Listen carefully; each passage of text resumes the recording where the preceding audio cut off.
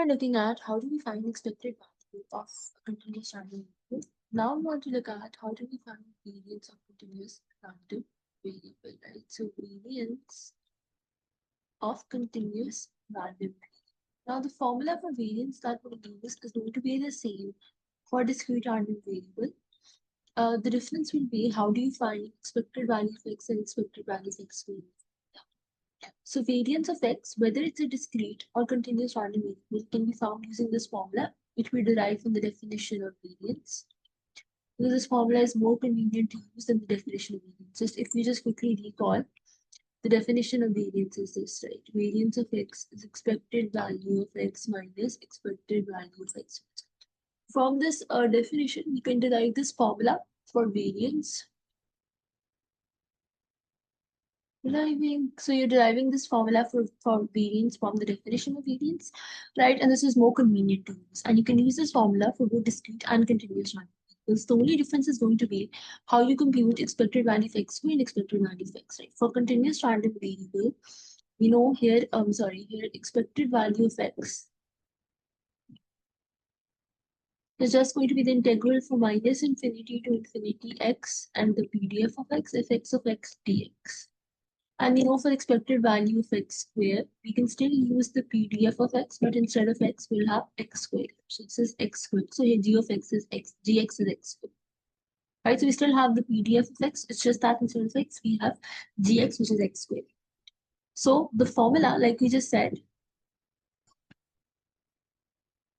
the formula for variance is the same for both discrete and continuous random variables. You can find variance of x as expected value of x squared minus expected value of x whole squared.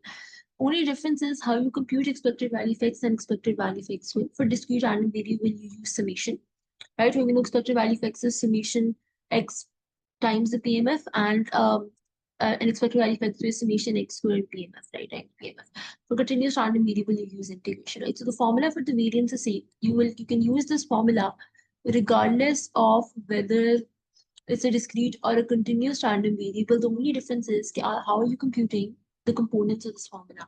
For discrete random variable, we use summation. For continuous random variable, we use integration. So continuing with the same example,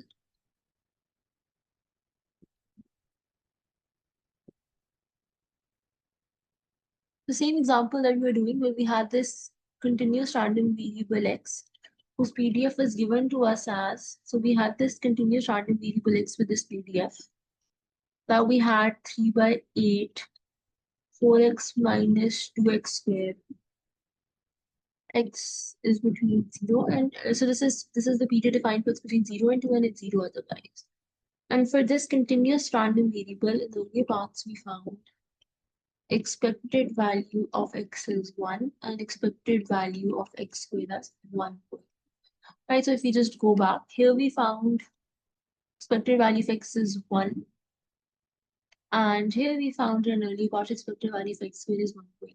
Since we already have these, so we can write variance of x is expected value of x squared minus expected value of x whole squared.